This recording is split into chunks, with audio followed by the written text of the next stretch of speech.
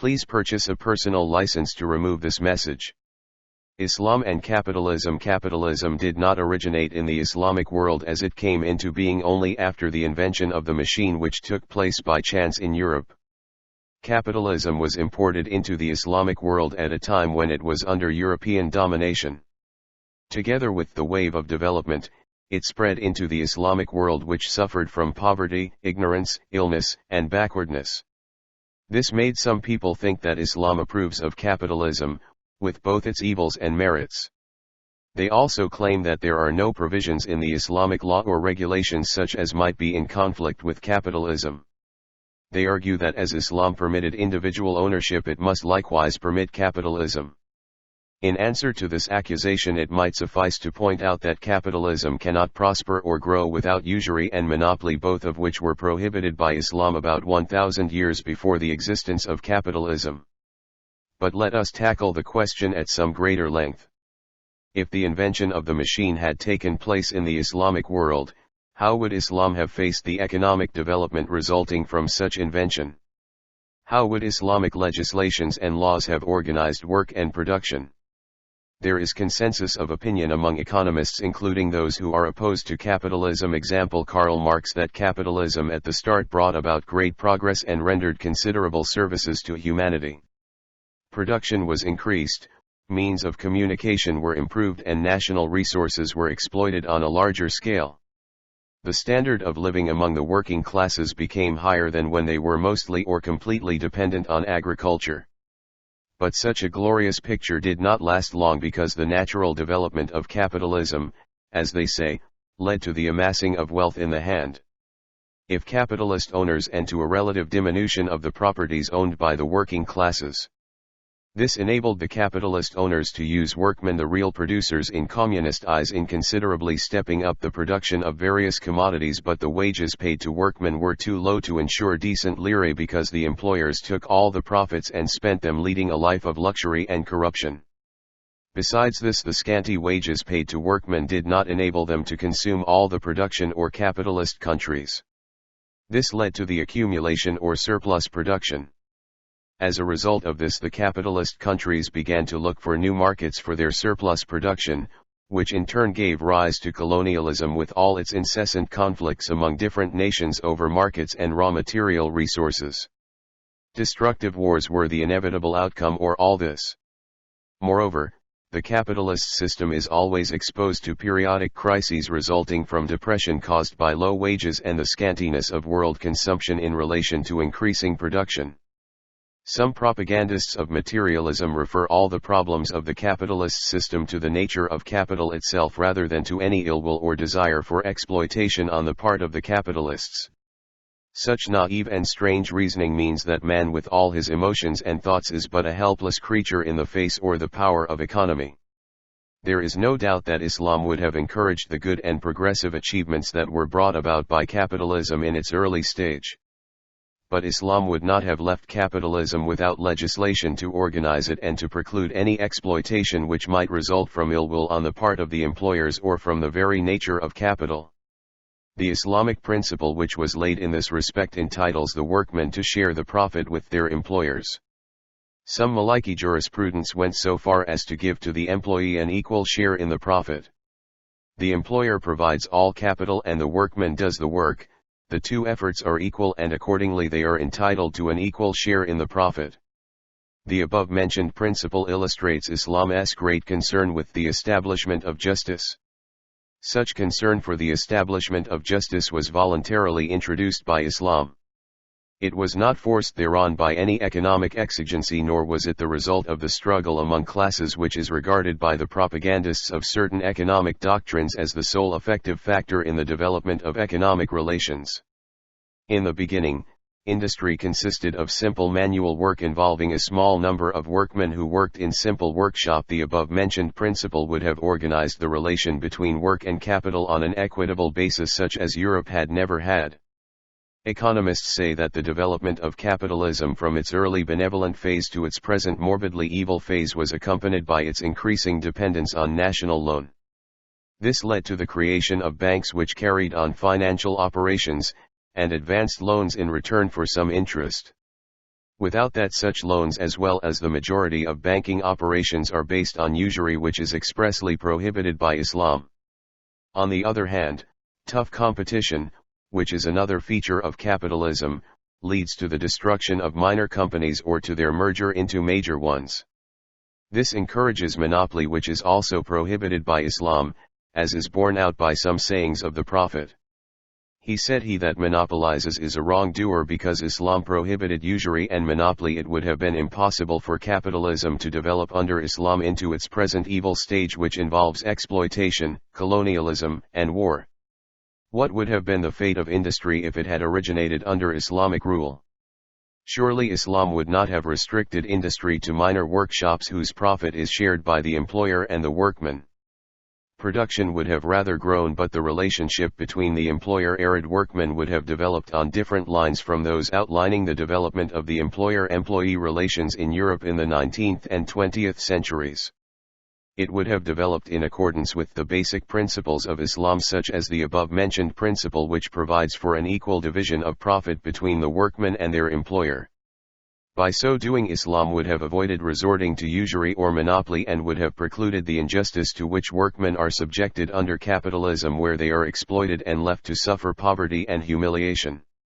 It would be foolish to suggest that Islam could not have established such justice without first passing through hard ordeals, class conflicts, and economic pressures, which would ultimately lead to the amendment of its legislations. It is proved beyond all doubt that Islam had been ahead of all nations in dealing with the questions of slavery, feudalism, and early capitalism. In so doing, Islam was not acting under any outside pressure whatsoever. It was rather acting voluntarily and in accordance with its own conception of eternal equity and justice, scoffed at by communist writers. On the other hand, it is a fact that Russia, a model communist state, itself passed directly from feudalism to communism without passing through the intermediary stage of capitalism. In this way, Russia, which adopted the doctrine of Karl Marx, practically gives the lie to Marx's theory regarding the phases of development which, he says, every state has to experience. As to colonialism, wars, and exploitation of peoples, it should be pointed out that Islam is firmly opposed to all these, as well as to all the other universal evils engendered by capitalism. It is not one of the principles of Islam to colonize other peoples or to wage any war against others for the purposes of exploitation. The only war approved by Islam is that which is waged against aggression or is meant to spread the word of God, where its peaceful dissemination is rendered impossible. The communists and their like allege that colonialism is an inevitable phase in human development. They add that colonialism could not have been averted by any doctrine or moral principle, since it was essentially an economic phenomenon resulting from a surplus is the production of industrialized countries and the need for foreign outlets for marketing such surplus. Needless to say, Islam does not recognize such nonsense about the inevitability of colonialism. Besides, the communists themselves say or profess that Russia will solve the problem of surplus production by reducing both working hours and workmen's role in production. The solution which communism professes to have found may be used by other systems as well. History bears witness that colonialism has been an ancient human propensity. It did not originate with capitalism, although capitalism with its modern weapons of destruction rendered it more ferocious. As to the exploitation of the vanquished, Roman colonialists were more ruthless and monstrous than their modern counterparts. History furnishes us with the best evidence to the effect that Islam has been the cleanest of all systems as far as war is concerned. Islamic wars have always been free from exploitation as well as subjection of others. Therefore, if the Industrial Revolution had taken place in Islamic countries, Islam would have solved the problem of surplus production without resorting to war or colonization. Besides, it may be said that the problem of surplus production is an outcome of the capitalist system in its present form only. In other words, if the basic principles of capitalism are changed, the problem would not exist. As against this, the ruler in the Islamic State shall not remain helplessly indifferent towards the problem of the accumulation of wealth in the hands of a few people while the majority are suffering from poverty and deprivation. Such amassing of wealth is contrary to the principles of Islam, which expressly prescribe that wealth should be fairly distributed among all the people, lest it should be confined to the rich only. The ruler in Islam is charged with the enforcement of Sharia Islamic law by all means at his command without any injustice or harm to anyone. In this respect, the ruler is invested with full and unlimited powers within the bounds set by God's law, the law that precludes the accumulation of wealth. We might refer in this respect to the law of inheritance, which ensures that wealth left by each generation is properly distributed. Reference should also be made to zakat, which prescribes that 2/12 of the capital and profit should be annually earmarked for the poor. In addition, Islam explicitly prohibits the hoarding of wealth. It likewise prohibits usury, which is the basic factor in the accumulation of capital. Moreover, the relationships among the members of Islamic society are based on reciprocal responsibility rather than exploitation. It should also be added that the Holy Prophet, peace be on him, ensured for officials of the state certain rights, including the basic necessities of life. If a person who, if charged with work for us, i.e. the state, has no wife, he shall have one; if he has no dwelling place, he shall have one; if he has no servant, he shall have one; if he has no animal, he shall have one. Such guarantees are not to be confined to officials of the state only. They are the basic necessities required by every person. They can be obtained in return for work done in the service of the state or through any profession or occupation from which society may benefit. If the state ensures the basic necessities for its officials, it must also ensure the same for every working individual in the state. This is evident from the fact that the public treasury is responsible for supporting those who are unable to work owing to old age, illness, or childhood. The public treasury is also responsible for providing basic necessities to persons who cannot obtain them owing to the insufficiency of means. All the above-mentioned facts emphasize the responsibility of the state to ensure by all means the basic necessities for workers. It is of no great importance as to by what means should such necessities be provided to the workers. What really matters is the principle which guarantees that profit and loss shall be equally shared by all members of the nation. By providing such necessities for workers, Islam protects them against exploitation, besides ensuring a decent life for all. Islam would not have allowed capitalism to grow into the monstrous forms which are presently prevalent in the civilized West. The Islamic legislations, whether originally prescribed by Sharia or newly adopted to face new developments within the framework of Sharia, would not have allowed the capitalists to exploit the working people or suck their blood. Islam would have precluded all the evils of capitalism, including colonization, war, and the enslaving of people. Islam, as usual, is not content with the mere enactment of economic rules and laws. In addition to law, Islam also makes use of moral and spiritual incentives which are satirized by the communists because they see that such values have no practical significance in Europe, but in Islam moral and spiritual values are not separated from practical considerations. Islam has a unique manner of combining and harmonizing both the purification of the spirit and the organization of the community. The individual is never left to wonder how to reconcile the ideal with the practical.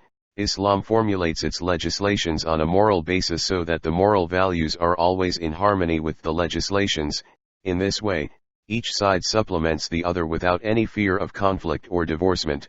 Islamic morality prohibits and discourages all forms of luxury and sensuality which are the inevitable results of the amassing of wealth in the hands of a few people.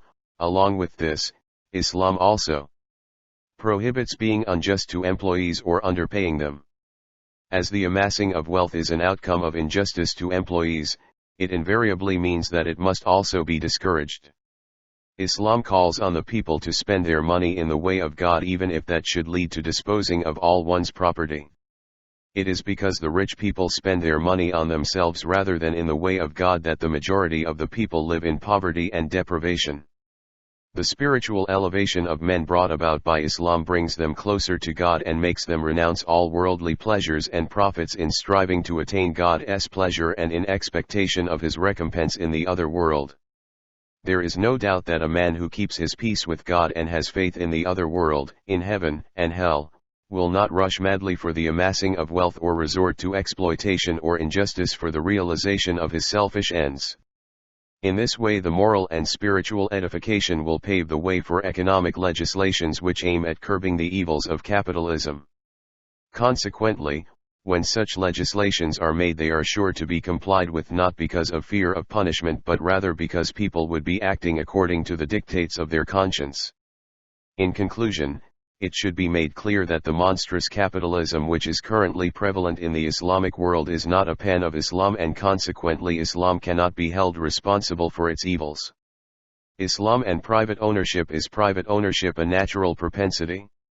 Communists and their likes insist that it is not. They claim that there was no private property in the earliest societies where the first communism prevailed.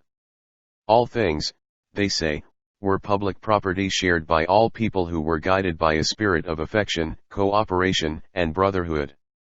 They sadly regret that such an angelic era did not last because the discovery of agriculture involved disputes over the cultivated land and the means of production. This inevitably led to war. The communists allege that humanity can put an end to this dreadful evil only by returning more to the first communism where no one had a property or one's own and all production was equally shared by all people. They believe that this is the only way to restore peace, affection, and harmony to the world. On the other hand, psychologists and sociologists do not agree upon a clear distinction between natural and acquired human emotions, concepts and manners. Likewise they differ regarding private ownership. Some psychologists and sociologists maintain that private ownership is a natural propensity born with man regardless of the conditions of his environment. Others believe that it is acquired through man's environment. A child, they say, refuses to part with any of his toys either because they are too few or because he fears that another child may take them.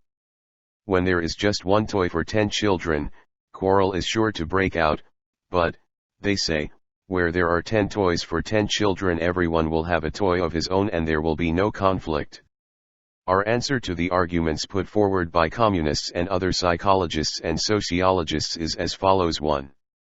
No scientist has been able to prove beyond all doubt that private ownership is not the outcome of a natural instinct. All that the leftists could say in this regard is that there is no conclusive evidence available that it is the outcome of a natural instinct. But that is another question. 2. The example about children and their toys which the communists give in support of their stand cannot lead to the conclusions they aim at. That quarrels do not break out when 10 children are given 10 toys does not rule out the existence of a natural desire for ownership.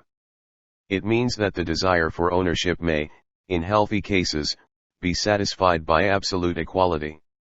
The aforesaid example does not rule out the existence of such desire, but it may help to define its nature.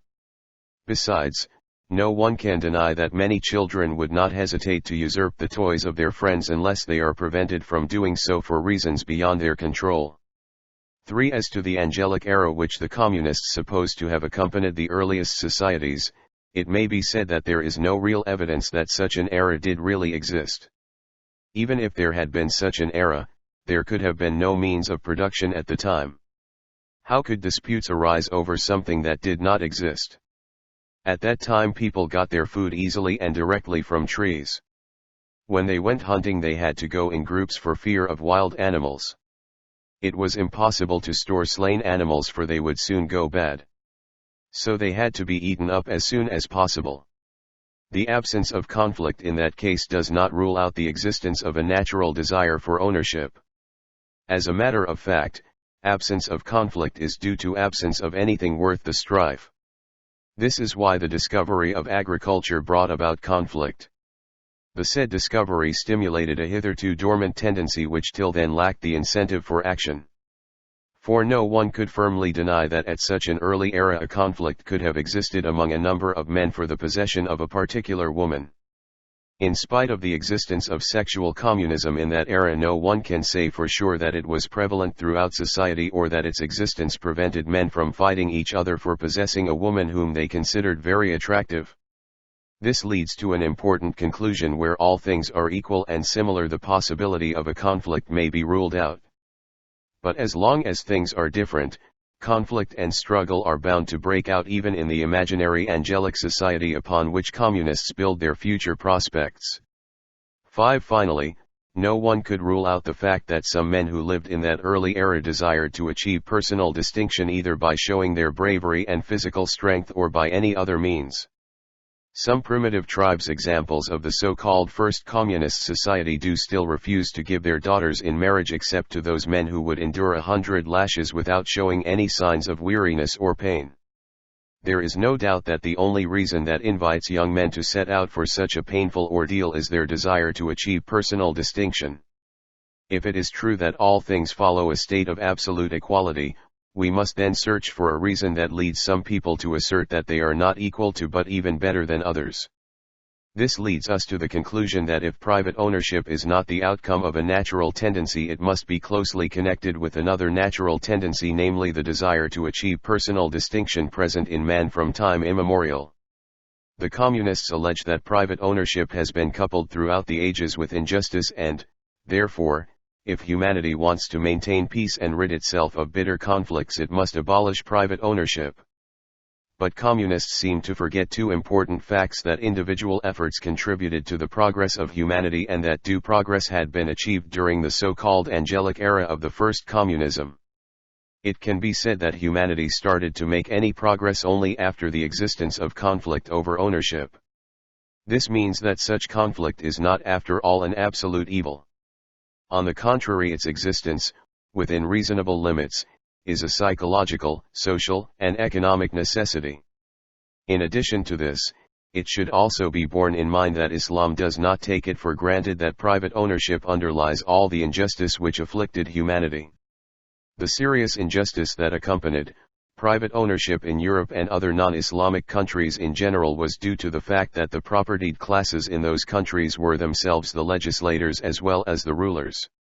It was only natural that such a class should make the legislations that safeguarded its interests at the expense of the other classes. Islam does not recognize the existence of a ruling class. In Islam, laws are not made by a specially privileged class, these had been made by God who created all classes. It is beyond imagination that God should favor some individuals or classes at the expense of others. What reasons could he have for such favoritism?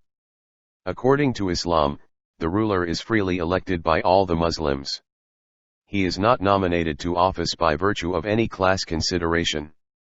After assuming the duties of his office, the ruler must follow a law which he did not make, a law that was revealed by God himself. In this connection we may quote a saying by Abu Bakr, "The first caliph: obey me as long as I obey God in my rule over you, but where I disobey God you shall not obey me."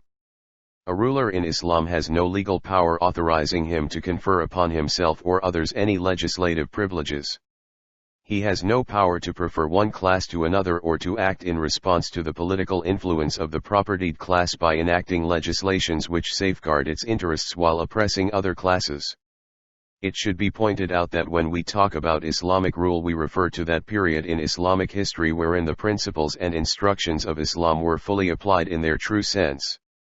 We do not refer to the periods when corruption changed the system of rule into a monarchy. Islam does not recognize such governments, nor can it be held responsible for such rule. That Islamic rule with all its justice and idealism remained in force only for a brief era should not mean that it is an imaginary system unfit for practical application. After all, what was successfully applied once may be applied again, and it is the duty of all people to work hard for the restoration of such an era. The present time, however, is more propitious than ever for the re-establishment of Islamic rule. Under Islamic rule, the propertied classes will not be given the chance to make laws which serve their interests only. Islam prescribes that all people must be treated according to the same laws without any discrimination regarding human rights or dignity. In case of any differences as to the interpretation of some provisions of law, which happens with respect to every law on earth, the jurisprudence will have the last word. It is to be recorded with pride that the great Muslim jurisprudence did never interpret any law in a manner which might serve the interests of the propertied classes at the expense of the poorer ones. On the contrary, they have always been especially inclined to satisfy the basic demands of the working classes and to give them their full due. In fact, some Muslim jurisprudence went so far as to regard the workman or the peasant to be in partnership as far as profits are concerned with his employer. On the other hand, Islam does not rate human nature so low as to take it for granted that ownership will always inevitably lead to injustice and oppression. In the field of refining and educating human nature, Islam achieved an unmatched success. Some Muslims owned property, yet they entertained no desire in their hearts for that which hath been given them, but give preference to others over themselves, though poverty become their lot. 7. So they willingly shared their own property with others without expecting any return save forgiveness and recompense from God. We should always try to remember such noble and lofty examples, rare as they may be. They should be regarded as a ray of light that guides our future steps and unfolds to us the noble achievements which humanity may aspire to realize in future. It should be understood that Islam never wants us to live in a world of dreams, nor does it make the public interests wholly dependent on uncertain good intentions. Despite its excessive care for the purification and refinement of souls, Islam never forgets practical considerations. Islamic legislation ensures a fair distribution of wealth. By not only concentrating on the purification of the soul but also enacting just legislation, Islam lays the proper foundations for a healthy society. Perhaps this was what Uthman ibn Affan, the third caliph, had in mind when he said God restrains by power what he does not restrain by the Quran. To return to the question of ownership, it can be said that ownership existed in certain ages without leading to injustice. Islam permitted ownership of land but never allowed it to lead to feudalism as it did in Europe. Islam took the necessary precautions by enacting economic and social legislations which precluded feudalism and ensured a respectful standard of living even for those who did not own any land. It was such a guarantee that protected the poor class from exploitation by the propertied one. On the other hand, granting that capitalism might have existed in Islam, it must be understood that Islam would have permitted only such type of capitalism as would serve the public interest. By purifying and refining human nature and at the same time making the necessary legislations, Islam would not have allowed capitalism to grow into an oppressive and exploiting force. By so doing, Islam would have relieved the world from the evils which plague the present Western world. Besides, the permission of private ownership under Islam was subject to certain restrictions. It was prescribed, for example, that public resources are public property. Where principles of justice required it, Islam prohibited private ownership and permitted it only when satisfactory guarantees had been made against injustice and oppression. In order to make this point clear, we may borrow an example from non-Muslim countries, i.e., the Scandinavian states. The English, the Americans, and the French, staunch advocates of racial and national discrimination, admit that the Scandinavian peoples are the most civilized and affectionate peoples on earth. It is to be pointed out that such countries have not abolished private ownership but made necessary guarantees for a fair distribution of wealth. Such guarantees bridge the gap between the classes and at the same time prescribe that wages should be proportionate to work. It can be said that the Scandinavian states have in this connection come closer than any other state in the world to a realization of some aspects of Islam. It is impossible to separate any economic system from the social and intellectual philosophies underlying it. If we review the three doctrines that are currently propagated, capitalism, communism, and Islam, we shall realize how the economic system and the theory of ownership in each doctrine are closely related to their social background. As previously mentioned, capitalism is based on the assumption that the individual is an inviolable being whose freedom must not be subjected to any social restrictions. It follows that capitalism tends to permit unrestricted private ownership. On the other hand, communism is based on the belief that the community is the base and that the individual has no separate existence of his own. Therefore, communism renders unto the state as representative of the community the ownership of all properties, thus depriving all individuals of such a right. Islam holds a different social concept and, therefore, it adopts a different economic system. With respect to the individual-community relationship, Islam maintains that an individual has two simultaneous capacities: his capacity as an independent individual and his capacity as a member of the community. His response to either capacity may at times be greater than his response to the other one, but he will finally combine and harmonize both. The social concept based on such a belief does not separate the individual from his community, nor does it regard them as two conflicting forces trying to overcome one another.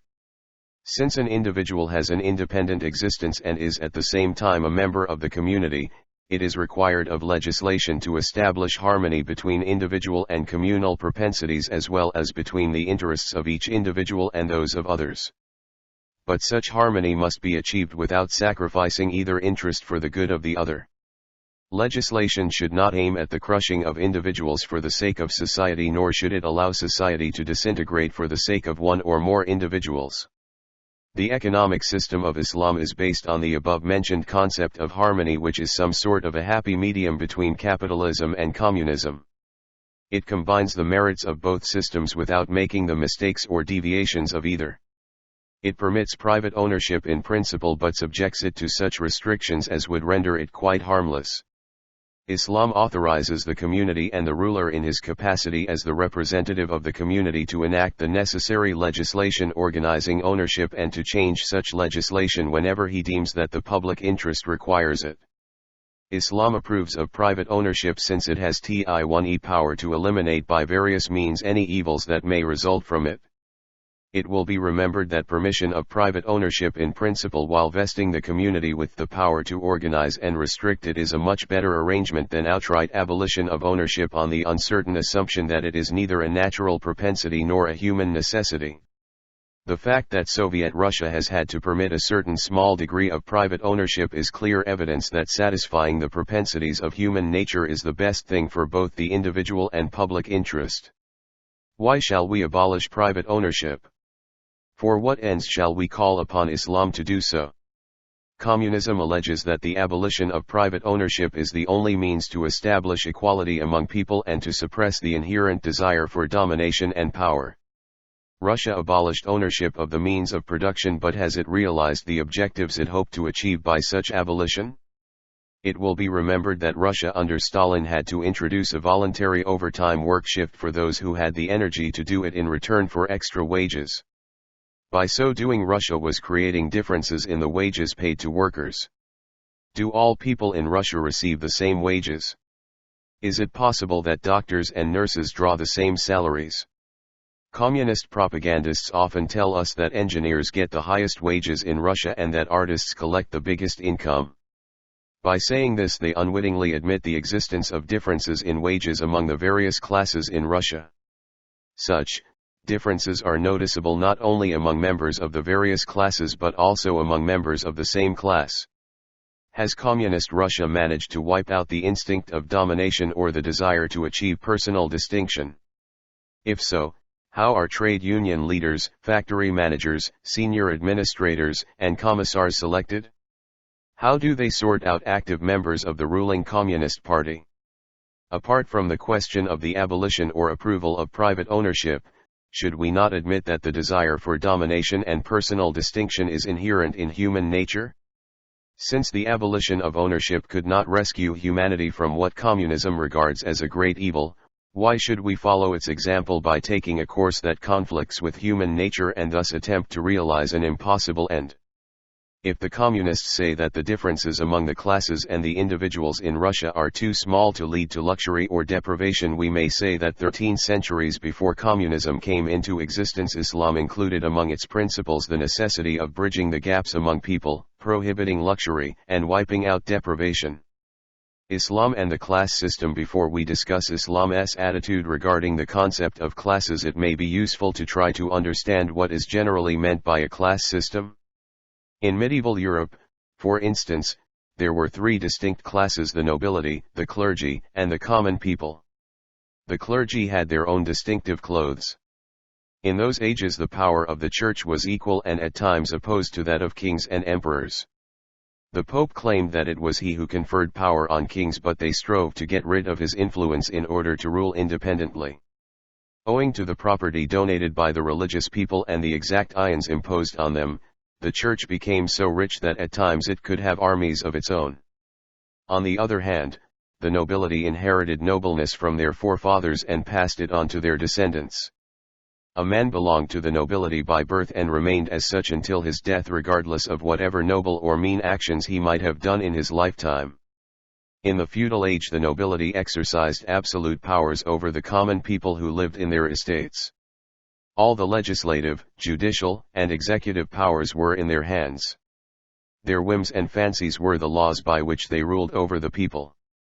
Since representative councils were composed of members belonging to this class, it was only natural that the legislations they made would aim at protecting themselves, safeguarding their own privileges and interests which they surrounded by an air of inviolability. As for the common people, they had no privileges or rights. They inherited poverty, slavery, and humiliation and passed them on to their descendants. The significant economic development which took place afterwards led to the emergence of the bourgeoisie, the new class which aspired to displace the nobility and to assume their privileges and prestige. It was under the leadership of this emerging class that the common people launched the French Revolution, which seemingly abolished the class system and declared in theory the principles of liberty, fraternity, and equality. In modern times, the capitalist classes have replaced the old nobility. It will be noticed that such replacement took place in a disguised manner and was accompanied by certain changes necessitated by economic development. But the basic principle has never changed. The fact is that the capitalist class still has the property, the power, and the ability to steer the government's machinery into the direction they desire. Despite the appearances of freedom manifested in democratic elections, capitalism knows how to sneak into parliaments and government offices in order to achieve its shady ends by crooked means and under various names. It is to be remembered that a country like Britain, the patron or democracy as we are often told, still has a House of Lords, or the upper house as they call it. Moreover, Britain still applies an ancient feudal law by virtue of which all the property of a dead man passes to his eldest son alone. It is quite clear that such a law aims at keeping estates and properties in the hands of a limited number of people. In this way families' fortunes will not be distributed, and such families will retain the old prestige and influence which the feudal classes had in the Middle Ages. The class system is based on the wrong assumption that property means power and that the class which owns property has the power as well. Such a class will exercise an influence over the legislative power. Consequently, such a class will, by direct or indirect means, make legislations which protect it and subject the common people to its own authority, thus depriving them of their legal rights. In the light of the above-mentioned definition of classes, it may be truly said that there has never been a class system in Islam. This can be clearly seen from the following facts. There are no laws in Islam which aim at keeping the property in the hands of particular persons. The Holy Quran plainly says, in order that it may not merely make a circuit between the wealthy among you. X 7. Therefore, Islam made laws that ensured continual fragmentation and redistribution of wealth. According to the Islamic Law of Inheritance, inherited property should be distributed among a large number of persons. An inheritance is never passed on to a single person except in the very rare case where such a person has no brothers, sisters, or any other kindred. Even in such rare cases, Islam took the necessary precautions by prescribing that a portion of the inheritance should go to the deprived people who are not related to the dead man. This provision may be regarded as a predecessor of modern inheritance tax. The Holy Quran prescribed that if at the time of division of inheritance other relatives or orphans or poor are present, feed them out of the property and speak to them words of kindness and justice for aid. It was in this way that Islam solved the problem resulting from the accumulation of property. Property goes to individuals as such and not as members of a particular class, because when they die the property will be redistributed according to new proportions. History bears witness that property in the Islamic society was constantly changing hands without being confined to a particular faction of the nation. This leads to an important conclusion: legislation in Islam is not the prerogative of a particular class. In the Islamic State no one is allowed to make the legislations he desires because all people are treated according to the same Islamic laws which were revealed by God and which hold no distinctions among people. It follows that the Islamic society is a classless society. It will be understood that existence of classes is closely connected with the existence of a legislative prerogative.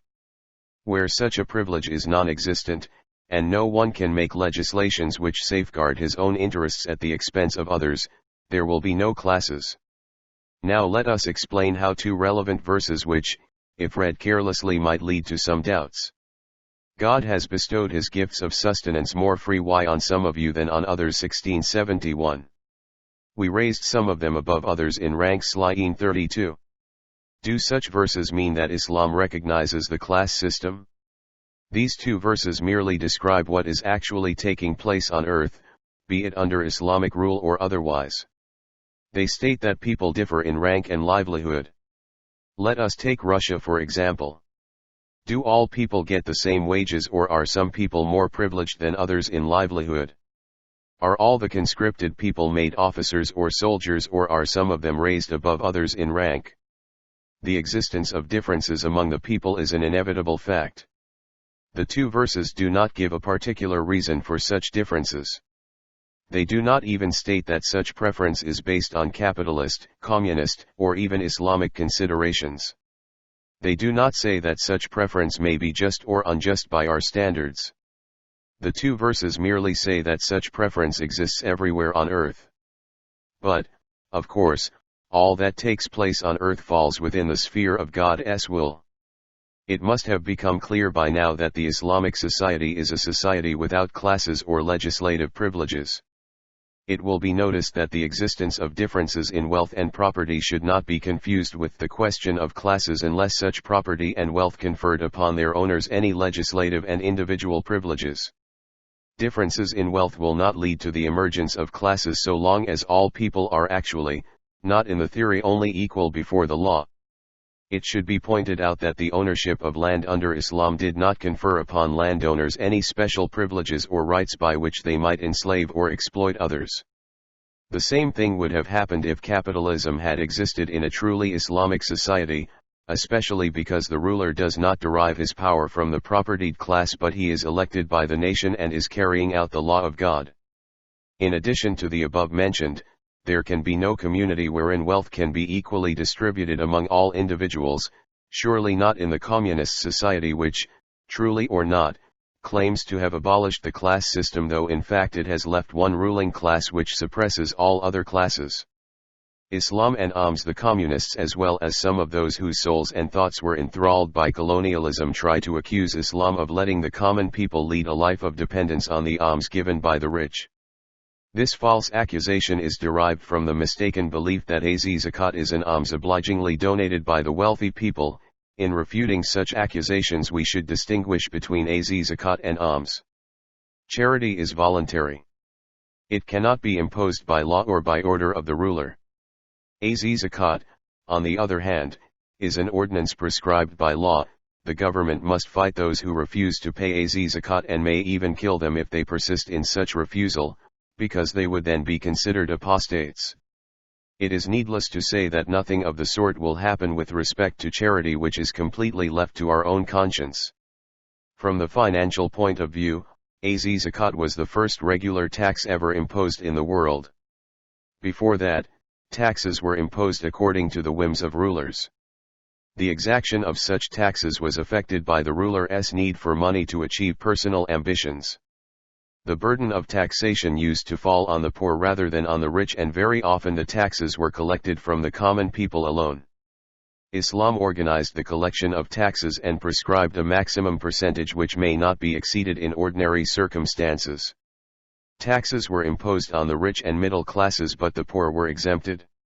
It should be borne in mind that Islam prescribes that the proceeds of zakat should be distributed among the poor by the state and not by the rich people. In this sense, zakat is a tax collected and distributed by the state. The public treasury under Islam is the counterpart of the modern Ministry of Finance, which collects public revenues and distributes these among the various public utilities.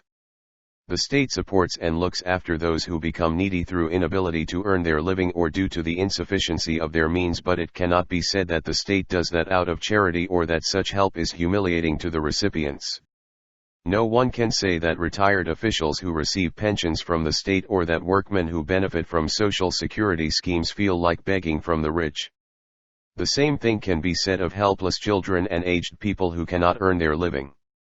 No one can say that the pride of such people is hurt when the state supports and extends aid to them. The state is bound to do such things by virtue of its human obligations. Social security by the state is a modem system which humanity managed to adopt after bitter experiences and a long history of social injustice. One of the glories of Islam is that it prescribed the said system at a time when Europe lived in social darkness.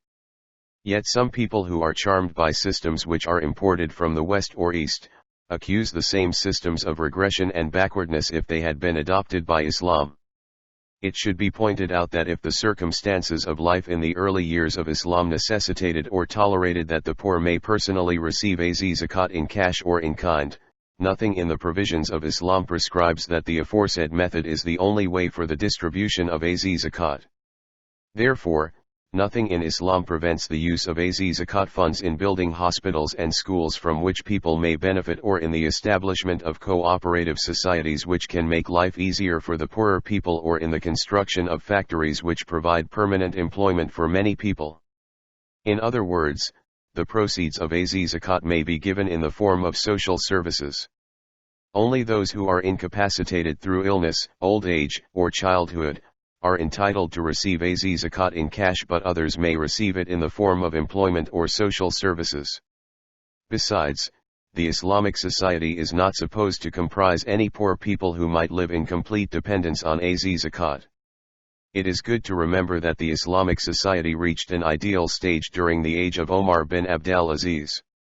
A zakat was collected, yet the collectors could not find anyone who would accept it, or any poor people among whom they might distribute it. Let us listen to what was said by Yahya bin Said, a zakat collector under Omar bin Abdul Aziz. Omar bin Abdul Aziz sent me to collect alms from Africa. I collected the alms and then looked for the poor to distribute the alms among them, but I found none, nor did I find anyone who might have accepted these from me, for Omar bin Abdul Aziz had enriched the people. There is no doubt that every community is likely to include poor and needy people. Therefore, necessary legislation should be made to face such a problem. It should be borne in mind that Islam constantly attached to itself new communities with different degrees of richness. It was only natural that legislation should be made which would help to lead gradually to the ideal stage which existed under the rule of Omar bin Abdul Aziz. Alms are the properties which the rich voluntarily give for the sake of charity. Islam approved and encouraged alms giving. Alms were supposed to be given in various ways by supporting parents and relatives, and helping the needy in general. It may also take the form of good deeds or kind words. No one can say that being generous to our relatives hurts their feeling or insults their pride. Such generosity to our relatives is the outcome of affection, sympathy, and compassion. When you present a gift to your brother or give a dinner in honor of your relatives, you will not be humiliating them or arousing their malignance or hatred. As for the gifts in kind which are given to the needy, they are subject to the same prescriptions which governed a zakat in the early days of Islam. Circumstances of life at the time tolerated the donation of gifts in kind, and Islam regarded such gifts as honest means to help the needy and those in trouble. Nothing in Islam prescribed that alms should be given in one form only. Alms may be given in the form of donations to societies and organizations which provide social services. A zakat may be given as an aid to any Islamic state which needs funds for the execution of its schemes and enterprises. Islam maintains that as long as there are poor people, the state should try by all possible means to make their life more comfortable. Besides, the Islamic society is not supposed to comprise only poor people. When the Islamic State reaches the above-mentioned ideal stage, many people may not be in need of alms, just as they at one time did not need a zakat. In such a case, both a zakat and alms will be allocated for services that are of great importance to every community, i.e., looking after people who are unable to work for any reason whatsoever. It will be noticed that Islam has never called upon Muslims to lead a life of dependence on charity. The Islamic State is required to secure honorable life for those who are unable to earn their living, it being understood that such obligation is not the outcome of charity or condescension. On the other hand, the Islamic State is required to provide work for every person who is able to work. The state's obligation to find work for every Muslim is emphasized by the following tradition. A man came to the Prophet, peace and prayer of God be upon him, begging for anything to live on. The Prophet gave him an axe and a rope and ordered him to collect some wood and sell it and live by its price. He further told the man to come back and report what would happen to him. Now, some misguided people may be inclined to say that the above-mentioned tradition is just an individual example of no significance in the 20th century. They would also say that the said example involved an axe, a rope, and one man, whereas modern life involves great factories, millions of unemployed workers, and organized governments whose functions are carried out by various competent departments. Such logic is surely a naive one. The Prophet was not required to talk about factories or lay down the necessary legislation 1,000 years before the existence of any factories. If he had done so, no one would have understood him. It was quite sufficient that he laid down the basic principles of legislation, leaving for each generation the task of devising their suitable method of application within the framework of the basic principles. The above-mentioned tradition contains the following basic principles. 1. Sense of responsibility of the Prophet, i.e. head of the state, for finding work for the man. 2. The Prophet ensured work for that man according to the circumstances existing at that time. 3. The Prophet emphasized his sense of responsibility by ordering the man to come back and report what would happen to him. This sense of responsibility, which Islam prescribed 13 centuries ago, is completely supported by the most modern economic and political theories. But where the state is unable to find work for the unemployed, the public treasury will support them until their circumstances improve. There is nothing wrong in this, for Muslims are generous to themselves, to the state and to others.